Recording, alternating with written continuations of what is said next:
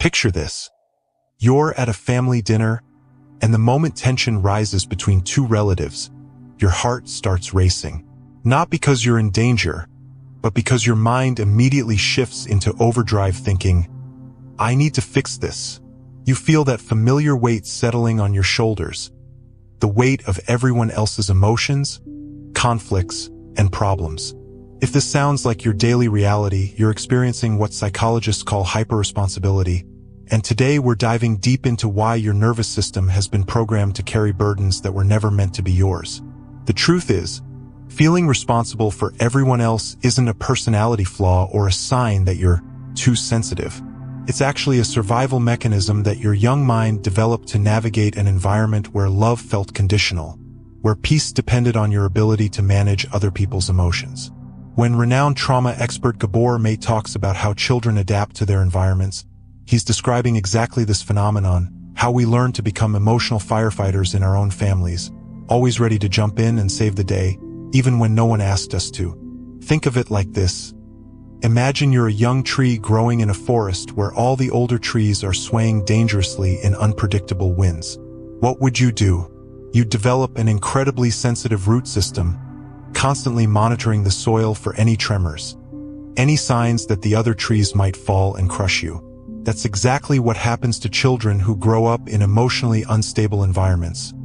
They develop hypervigilant nervous systems that are always scanning for emotional disturbances in others. But here's where it gets fascinating and a bit heartbreaking. When you're constantly focused on everyone else's emotional weather, you lose touch with your own internal climate. You become an expert at reading the room but completely illiterate when it comes to reading your own needs, your own boundaries, your own emotional state. It's like being a master translator for everyone else's feelings while forgetting how to speak your own emotional language. The roots of this pattern often trace back to childhood experiences that Gabor Maté describes as trauma with a small t. Not necessarily dramatic, obvious abuse, but rather the subtle ways children learn that their worth depends on their usefulness to others. Maybe you had a parent who was overwhelmed and you became their little helper, their emotional support system. Maybe you grew up in a household where conflict was terrifying, so you learned to prevent it by managing everyone's moods. Or perhaps you had a sibling or parent with special needs, and you naturally stepped into the role of the family caretaker. What's crucial to understand is that none of this was your fault. Children are remarkably adaptive beings, and when faced with emotional chaos or instability, they'll do whatever it takes to create safety and connection. If being the responsible one, the peacemaker, the problem solver earned you love and approval, then of course that became your default mode of being in the world. Your nervous system learned that hyperresponsibility equals safety, that taking care of others equals being worthy of love.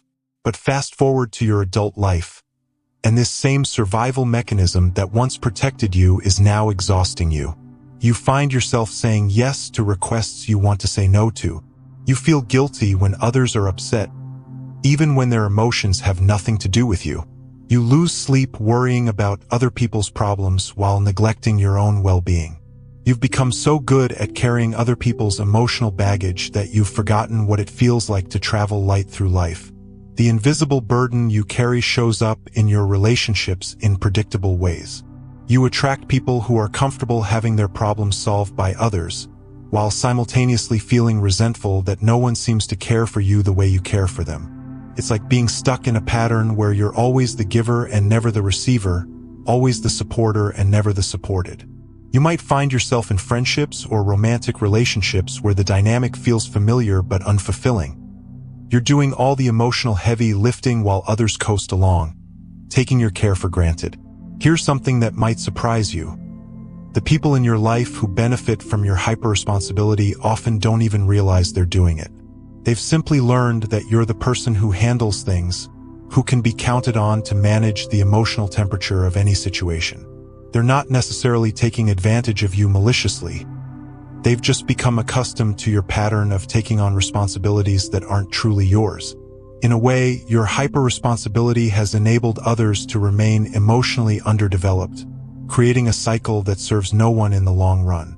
Now, let's pause for a moment and check in with your body. As you're listening to this description, Notice what's happening in your chest, your shoulders, your stomach. Are you feeling a sense of recognition?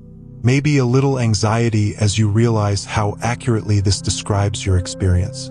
Or perhaps you're feeling a mix of relief and sadness, relief that someone finally understands what you've been going through, and sadness as you recognize how long you've been carrying burdens that were never meant to be yours. The science behind this pattern is actually quite elegant in its simplicity. When children grow up in environments where they need to be hypervigilant about others' emotional states, their nervous systems develop what's called a fawn response, one of the lesser-known trauma responses alongside fight, flight, and freeze. The fawn response involves attempting to please or appease others as a way of avoiding conflict or abandonment. It's your nervous system's way of saying, if I can just keep everyone else happy and stable, I'll be safe. What Gabor Maté teaches us about this pattern is that it's not just psychological, it's deeply physiological. Your body has literally been trained to go into a state of activation whenever you sense that someone else is distressed. Your nervous system doesn't distinguish between actual danger and emotional tension in your environment. When your partner is frustrated about work, when your friend is going through a breakup, when your parent is stressed about finances, your body responds as if their distress is your emergency to solve. Thank you so much for taking the time to be here with us today, by the way. I know how valuable your time is, and the fact that you're choosing to spend it exploring these deeper patterns of your psyche tells me that you're ready for some real transformation.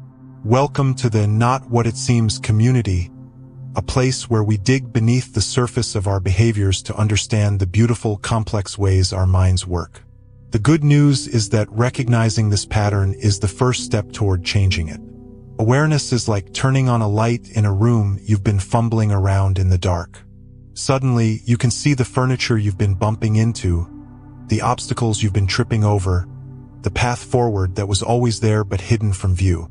When you understand that your hyperresponsibility is a learned behavior, not an inherent character flaw, you can begin to approach it with compassion rather than self-criticism. One of the most profound shifts happens when you start to understand the difference between empathy and enmeshment. Empathy is the ability to understand and share someone else's feelings while maintaining your own emotional boundaries. Enmeshment is when you become so entangled with another person's emotional experience that you lose track of where they end and you begin. If you've grown up feeling responsible for everyone else, chances are you've been operating from a place of enmeshment rather than healthy empathy. Imagine your emotional boundaries as the walls of your house. Healthy boundaries are like walls with doors and windows. They allow for connection and communication while still maintaining the integrity of your personal space. But when you've been trained to feel responsible for everyone else, it's like living in a house with no walls at all.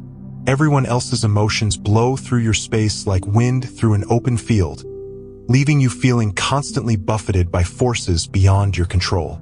Learning to rebuild these emotional walls doesn't mean becoming cold or uncaring. It means recognizing that you can care about someone without being responsible for their happiness. You can empathize with someone's pain without making it your mission to fix it. You can offer support without sacrificing your own well-being on the altar of other people's needs. This is what healthy love looks like, love that flows from a full cup rather than from an empty well. The journey toward healing this pattern often involves grieving the childhood you didn't have, where adults took responsibility for managing their own emotions and problems. Grieving the energy you've spent trying to control things that were never yours to control. Grieving the relationships you've maintained at the expense of your own authenticity. This grief is not self-pity. It's a necessary part of releasing old patterns that no longer serve you.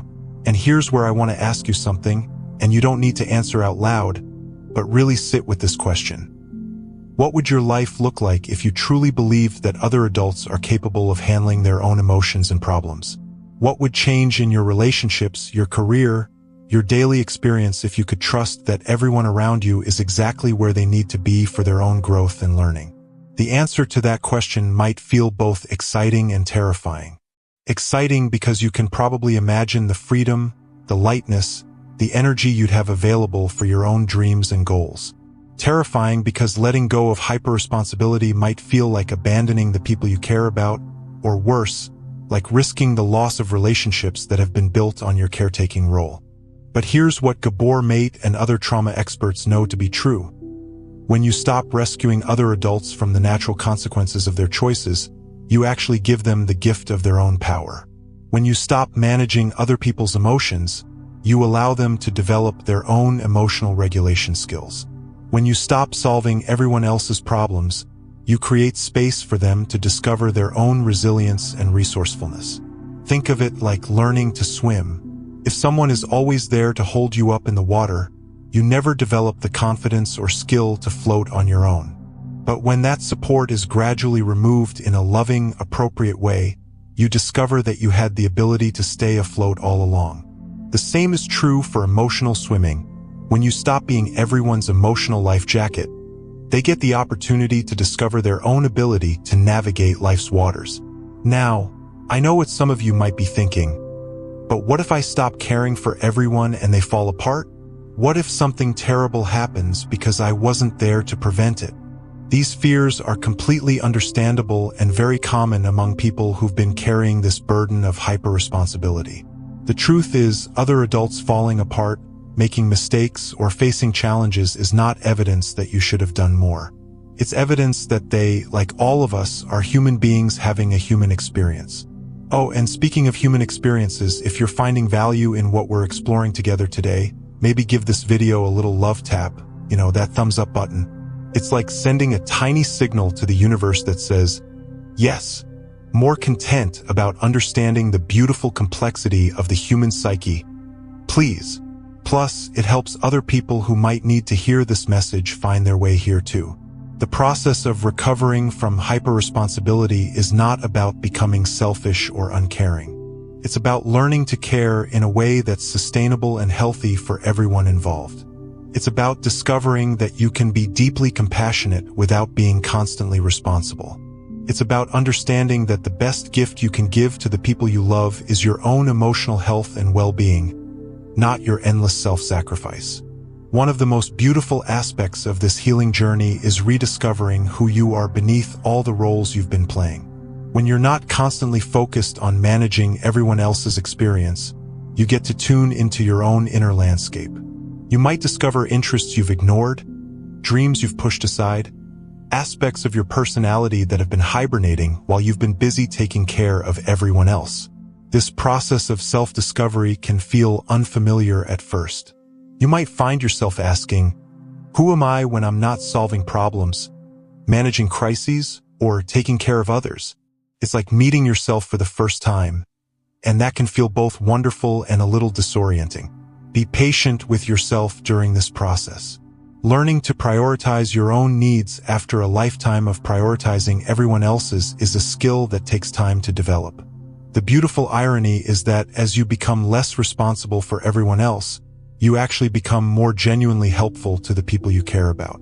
When you're operating from a place of choice rather than compulsion, when you're offering support because you want to rather than because you feel you have to, your care becomes more authentic and effective. You stop enabling and start empowering. You stop rescuing and start supporting. You stop managing and start loving. Your relationships will likely shift during this process, and that's not only normal but necessary. Some people in your life might resist your new boundaries, might try to pull you back into your old role of managing their emotions and solving their problems. This resistance is not evidence that you're doing something wrong. It's evidence that you're doing something different, something that challenges the familiar dynamic.